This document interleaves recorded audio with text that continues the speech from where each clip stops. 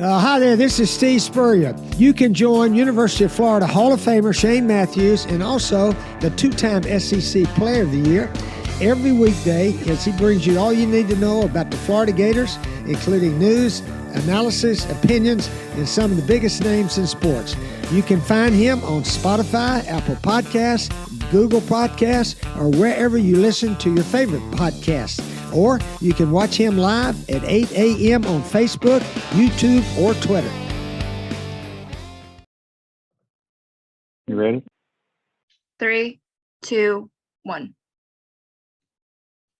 Good morning and welcome to a Friday edition of Pod Up with Matthews in the Morning from the Crime Prevention Security System Studios. Large enough to serve you, small enough to care. We're joined by our college football analyst, Brent Beaird, on the Titan MRI hotline. Good morning, Brent. How are you doing, buddy? Shane, doing well.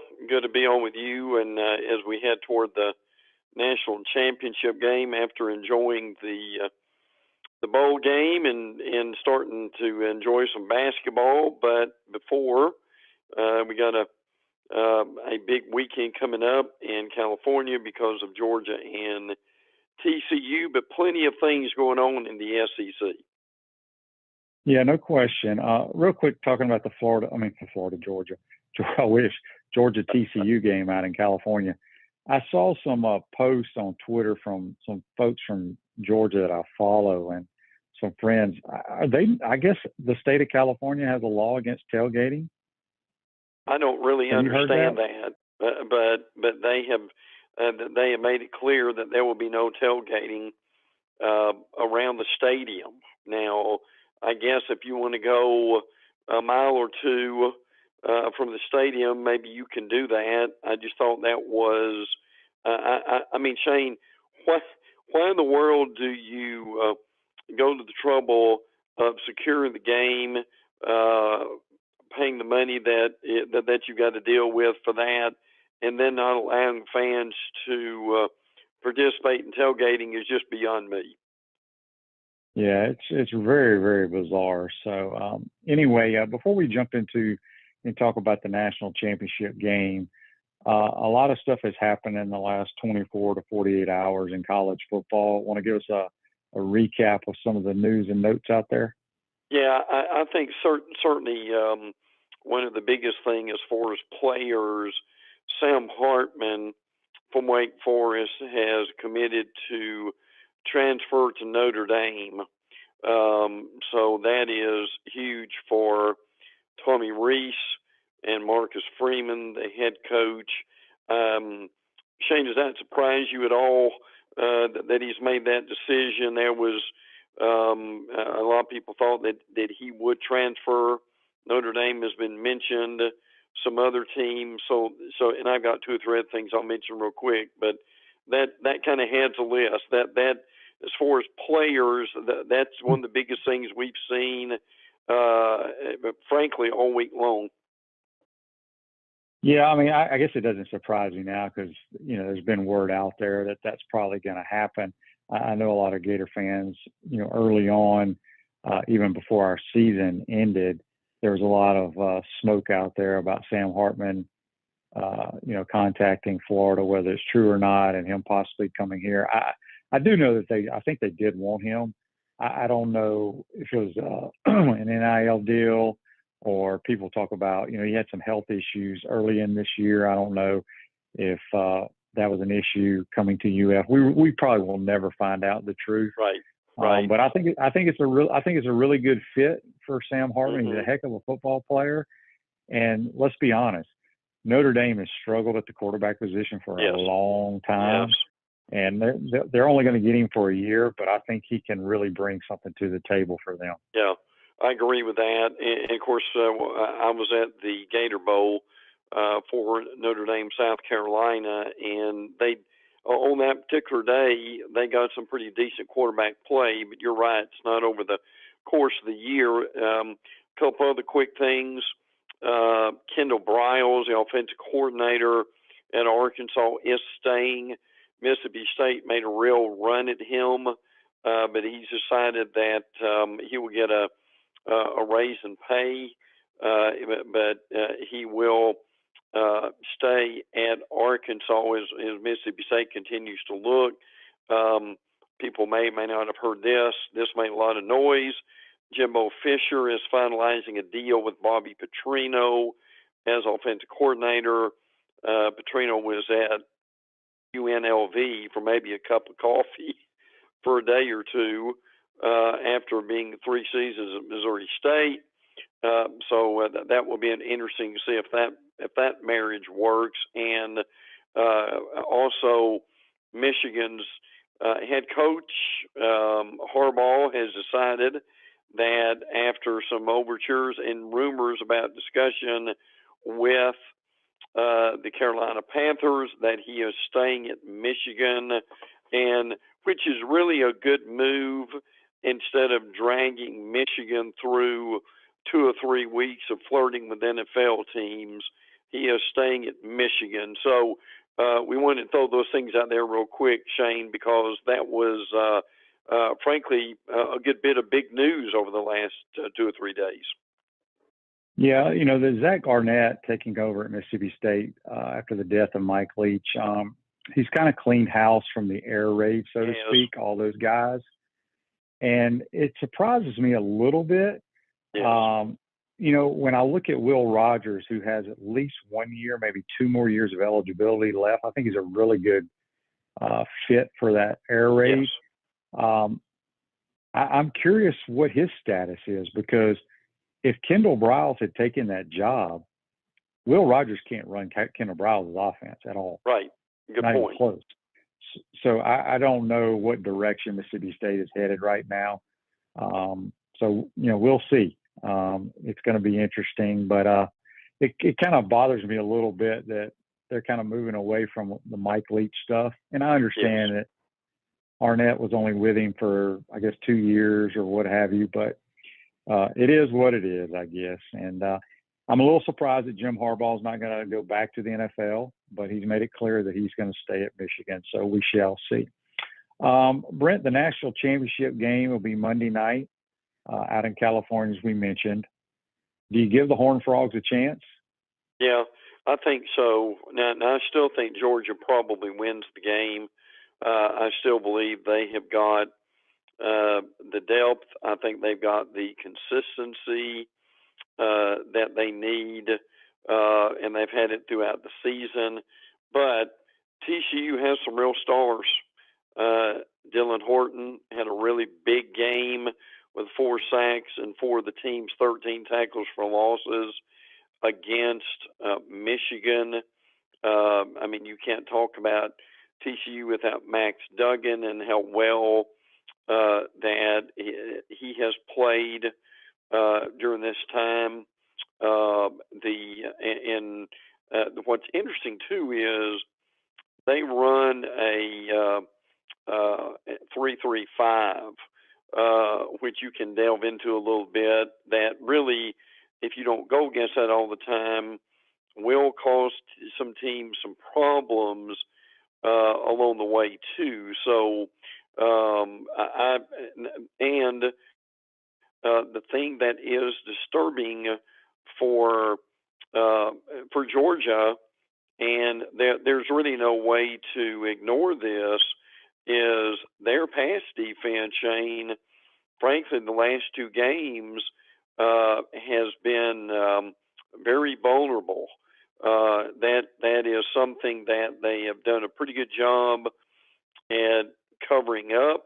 Something I've learned from you is that if you can cover your mistakes on what level of football, you've done a good job. And they did give Michigan's offensive line, that had the Joe Moore Award-winning offensive line, a lot of problems. And the other thing is TCU has a really good wideout in Quentin Johnston, who had 6 catches for 163 yards against Michigan in the game too. Now, again, Georgia's had injuries. Chas Chambliss has a hyperextended knee. Darnell Washington at tight end. It's on an ankle sprain, but it's a soft tissue situation. They're having to play a lot of freshmen because of the injuries. The offensive line for Georgia's played well. They've only allowed 9 sacks on the year in 14 games, which is close to being an NCAA record.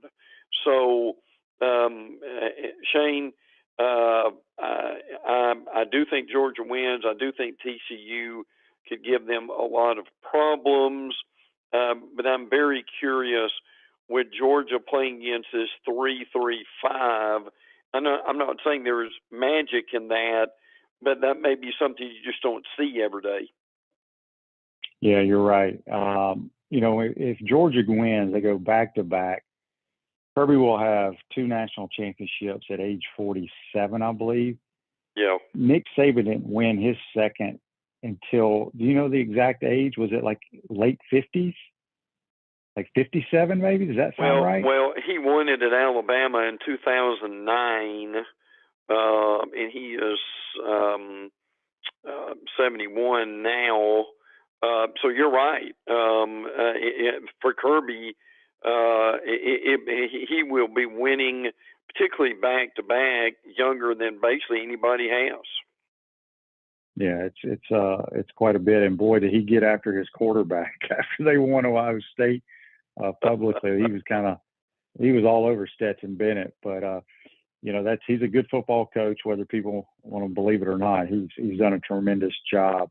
At Chris Doring Mortgage, they do mortgage lending right, helping home buyers throughout Gainesville and North Central Florida. Call Chris Doring Mortgage today at 352-244-0840. Speaking with Brent Beaird on the Titan Tomorrow Hotline, our college football analyst, you can follow him on Twitter at Brent Beaird.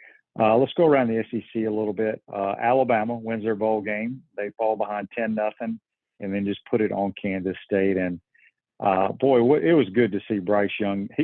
It's amazing how poorly he started. I guess his first 5 to 6 throws were just awful, and then he just went on a tear. But it was great to see him. He's represented himself and the University of Alabama so well. They had a nice curtain call, but a good way for the Alabama team to end the season. Yeah, no doubt. Bryce Young, 15 or 21 for 321 and 5 scores after that start. Brian Branch, their safety, had 11 tackles with a sack and 4 tackles for loss, so he had a great game. DeMarco Helms led the team with 13 tackles, so they really overwhelmed Kansas State. And Kansas State's a good football team. Deuce Vaughn had a 88-yard run, but Alabama's defense was pretty well able to keep that game at arm's distance throughout in a big win. Will Anderson, Jahmyr Gibbs, who caught the 50-yard pass that scored Alabama, and Bryce Young all going to the NFL. Brian Branch is going too. Henry To'oTo'o is too. To'oTo'o, the transfer from Tennessee. Will Riker, the kicker, is staying. I think that's going to be huge for Alabama to have him back. And Shane, you don't see this all the time. Bama signed basically around 25 players. All but 4 of those are not enrolling early. That's unbelievable, isn't it? When you think about it, and what an advantage that is when you get the vast majority of your recruiting class able to come in for the spring. Yeah, and I want to say, I don't know if it was Alabama or another team, if you're an early enrollee, some of their players were practicing at the bowl game with them. It was Alabama. Yes. Yeah, which is it's hard to believe those guys got to experience. I know that happened with Florida a couple of years ago. Some early enrollees. I think it was maybe the Cotton Bowl or the Orange Bowl. I remember some early enrollees down there. Arkansas is losing a bunch of dudes to the transfer portal after their miracle win in overtime, or double overtime it was. They're also losing a coach. Florida State is losing a coach to Arkansas. Yes. Yeah. Marcus Woodson, the defensive backs coach, is going to Arkansas. Now, Florida State, that secondary ranked number 4 in the nation in pass yards allowed. So that is an upgrade for Arkansas. Defensive end Jordan Dominic has entered the transfer portal. Defensive back Trent Gordon has entered the portal. Now, a couple of dates to keep in mind, and this is important, is number one, January 16th is the deadline for college football players to enter the NFL draft, and January the 18th is the deadline for college football players to enter the transfer portal. So, Shane, we will watch that very carefully. So both those dates coming up pretty quick. Yep, that's Brent Beaird, our college football analyst. Join us on the Titan More Hotline. Going to take a timeout, come back, get to more some of these Facebook Lives, these texts you're watching and listening to Pod Matthews in the morning from the Crime Prevention Security System Studios. We'll be right back. We want to take this moment to thank our sponsors who keep the show going and pay the bills. Our premium sponsors are Crime Prevention Security Systems, large enough to serve you, small enough to care. Titan MRI, Gainesville's only locally owned and operated MRI facility. Meldon Law, the only official injury and accident law attorneys of the Florida Gators. Peaceland Dental, Gator Nation's first choice for dentistry in Port Charlotte. Comfort Temp, comfort is our business, peace of mind is our promise. Campus USA Credit Union. QC Kinetics, live pain-free with QC Kinetics. Dave & Buster's, eat, drink, play, and watch. Our gridiron sponsors are Auto ER, UF Bookstores, Celebration Point Town Center, Chris Doring Mortgage, Silverback Concrete Co., Ruse Ogre State Farm Insurance, Doreen Wibby, Realtor Caldwell Banker, MM Parish. Our touchdown sponsors are Adams Ribs, Gator Dominoes, Celebrate Primary Care, Gator Bait Media, Okido America, Style Cuts, Ironwood Golf Course, Big Mills Cheesesteak, McDonald's of Gainesville, 84 Lumber, Tropical Smoothie Cafe, Aver and Smith, Dowling Signs, Baker's Sporting Goods, Silver Cube Billiards and Sports Bar. If you're interested in promoting your business on the show, call Freddie at 352-284-3733. If you like what we're doing here, make sure to follow us and support the businesses that support us.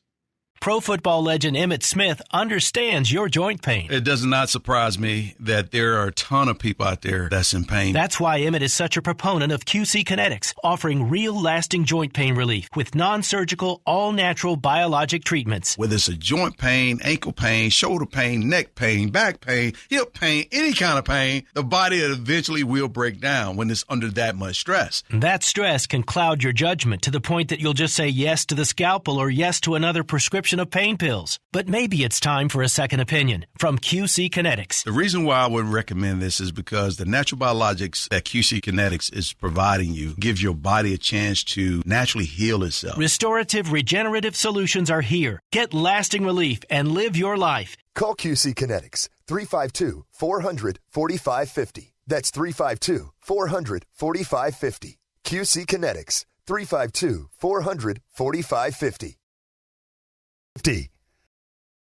Yeah. Any news coming out of Auburn? I'm a little surprised with Hugh Freeze taking over there. I know they've tried or said they've tried to bring in a QB out of the transfer portal. They still have time. But I just have a hard time believing he's going to – is it Robbie Ashford, the kid that ended up playing quarterback most of the year? I just don't picture him being their quarterback for some reason. Yeah, and they will still continue to try to get one. And obviously they were interested in Devin Leary, who went to Kentucky, among others. And I give Jason Colwell credit for that. Now, this is in the last 6 years, Auburn has thrown for just 103 touchdown passes as a team. That's an average of around 17 per season. Comparatively speaking, Alabama has 127 in the last 3 seasons alone and 256 in the last 6 years.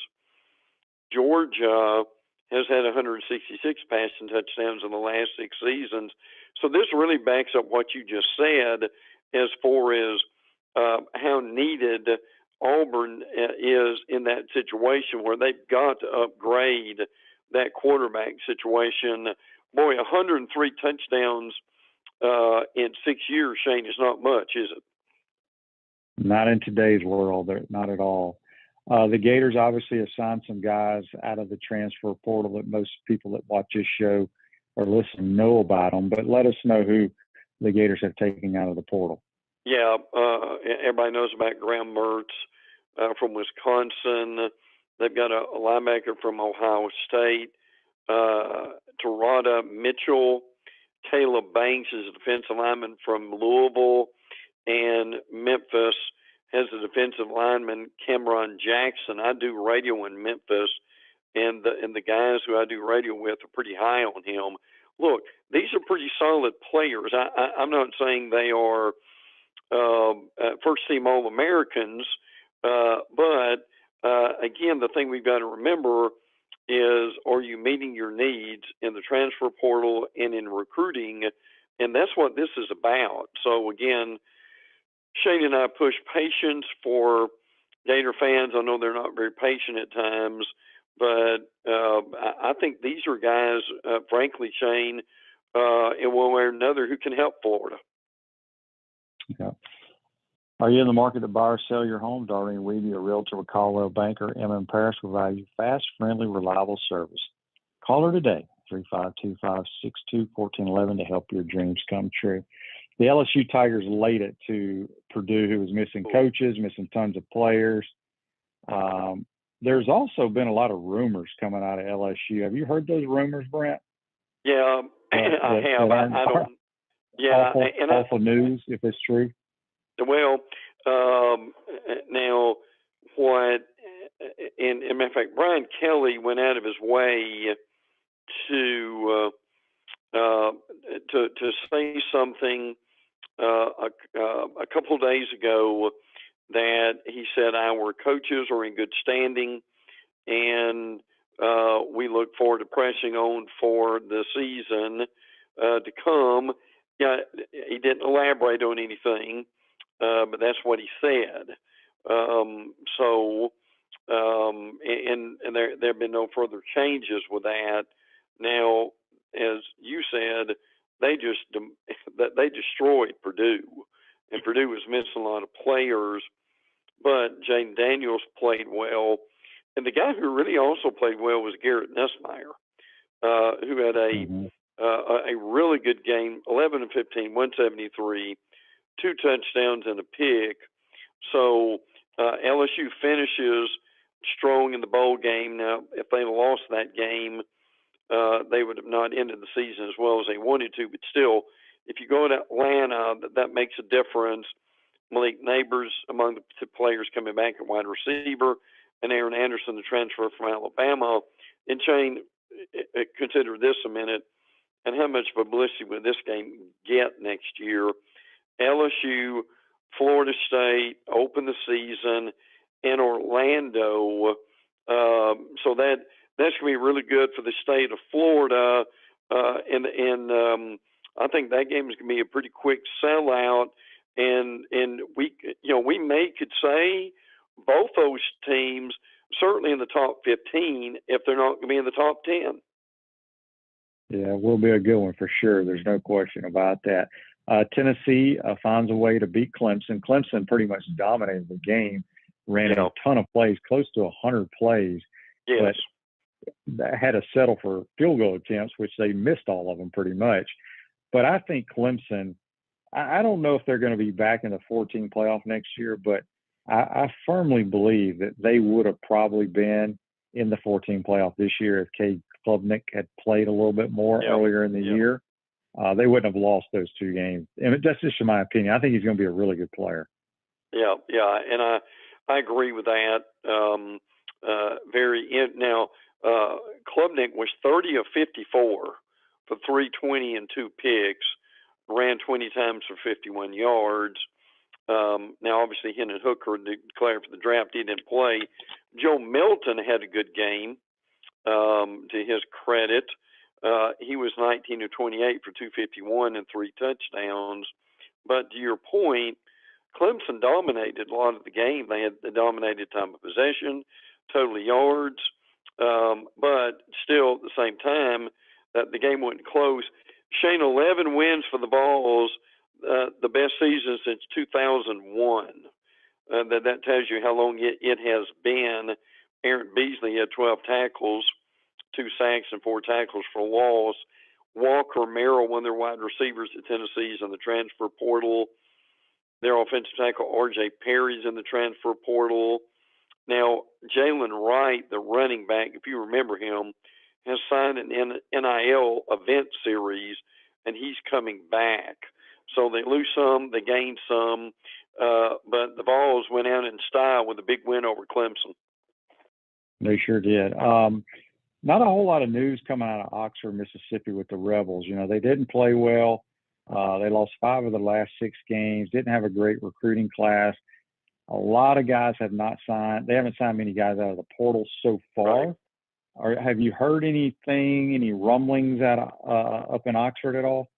I have heard some rumors about that Lane Kiffin may be very interested in Pete Golding, the Alabama defensive coordinator, because he needs some better recruiters on the staff.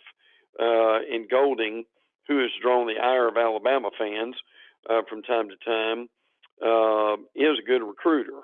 So, and I'm not saying he's going. I'm just saying that I've heard that from some different media friends.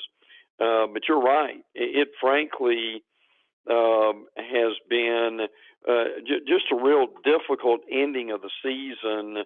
I mean, the teams that are able to have great Novembers, like a South Carolina, fans look at it one way, but if you don't play well, others look at it. And again, Ole Miss fans certainly were not happy with the Lane Kiffin going to Auburn rumors in the midst of that. So it's going to be a very important off season for the Ole Miss Rebels.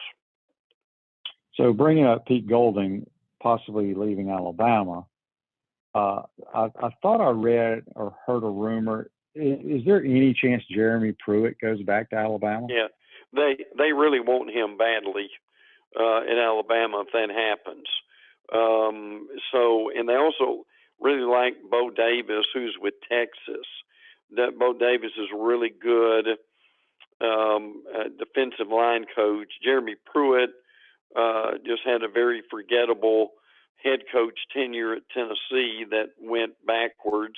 Now the NCAA is not ruled finally on this Tennessee situation, and unless Pruitt gets a show cause that would prevent him from coaching, that's a situation where Alabama can make a run at him, is certainly what I've heard too from the media. So yes, what you've heard with that is correct. Now, Pruitt's not a head coach, frankly, which is pretty obvious, but he's a really good coordinator. So that will be. So if Pete Golding leaves, that would be very interesting to see if that ends up happening. Any news out of the Miami Hurricanes? Update as far as now, I think the biggest thing for Miami, they have announced plans for a massive 7-story football operations center that includes an NIL suite, whatever the world that is, golf simulation area, relaxation lounge, and the other basics that go along with it. Now, Shane, if you're going to build a 7-story football building, and I can't even imagine the price for that, and I know a building's different than a stadium. Now, look, everybody needs a football building. Florida's got theirs. Florida State, as a matter of fact, broke ground on theirs recently, and so that they're going to bring that in too. I still think Miami needs a stadium near their campus a whole lot more, even though than a football building. But that's one thing I wanted to pass on. But yes, they have announced a plan. Shane, have you ever heard of a 7-story football ops building? No, and the only reason, I have never been on campus in Coral Gables. I'm pretty sure there's not a lot of land, or they probably would have tried to build a stadium. So I'm Yes. thinking that 7 stories is because they're landlocked and they don't have much property there that they have to go up. But yeah, Right. that's ridiculous. 7 stories. It probably doesn't. Not going to work out too well. I mean, if you're up on the top floor and you got to get to meetings and stuff. I mean, they have elevators and things of that nature, but makes no sense to me at all. Brent, before we let you go, let's go back to the national championship game. You think it's close, or you think the Dogs run away with it, or do you think there's an upset out in California? I think that it can be close for a while, but I just think that at some point Georgia's consistency that they've had the whole year, and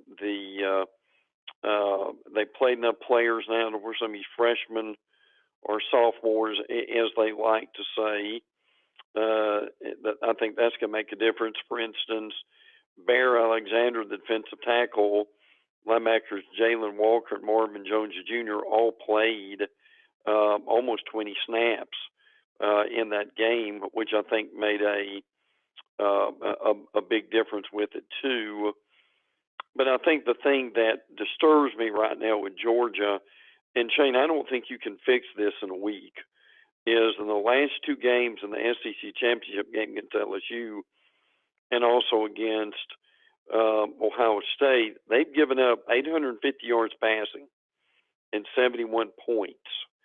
So, and listen, there was a time, you probably remember in that Ohio State game, and particularly if Marvin Harrison Jr. doesn't get hurt, but there was a point where you remember when Ohio State had to kick field goal instead of scoring a touchdown?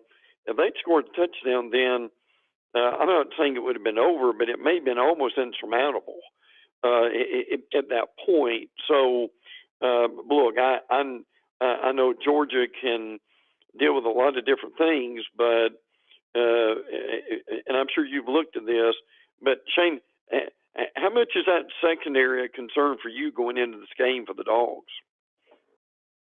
Well, it's a little bit. They've given up, as you said, a bunch of yards last 2 games. Last game against Ohio State had an elite thrower of the football with elite skill guys around them. But Brent, here's the thing, and I've brought this up many times on my show in the last couple of days, that nobody can play defense anymore. I mean, the best defense in America, the best defense in America is the Georgia Bulldogs. Whether people want to agree or disagree. Right. They gave up over 40. What did they give up the other day? 40-something. Yeah. And they still won the game. Yes. It's just, and it's the same way with TCU, gave up over 40 and won the game. So the days of playing great defense are over, just because of the skill level of these guys, the rule changes. Guys on defense can't be that aggressive because they will get penalties and get thrown out of the game. But it's way too hard to play defense now. And that's why, people think, Florida needs to get back to the way they were playing this year or that year. It ain't going to happen. Can they improve a little bit? Yes. But there's too many good offenses out there these days. And, but we'll see. Brent, I appreciate your time. Did we cover everything you wanted to cover? You got any nuggets before we get you out of here? I just want to give a shout out, and I'm curious if you know him, Coach Willie Fritz at Tulane. They go from 2-10 last year to 12-2.